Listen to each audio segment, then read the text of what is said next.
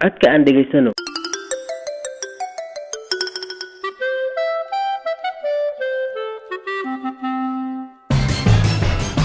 Tekrar dinleyiniz ve boşlukları doldurunuz.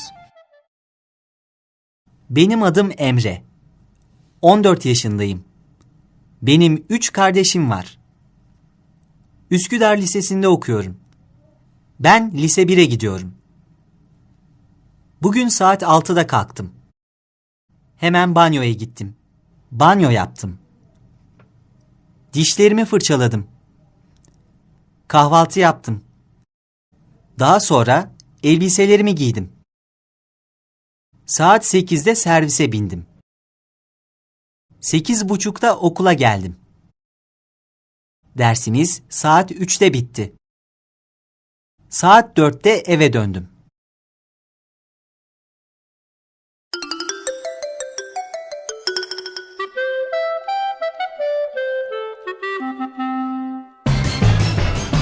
Diyaloğu okuyunuz. Merhaba Esra. Nereye gidiyorsun?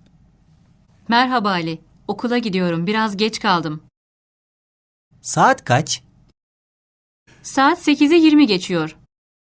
Ders saat kaçta başlıyor? Ders saat 8.30'da başlıyor. Şimdi hangi ders var?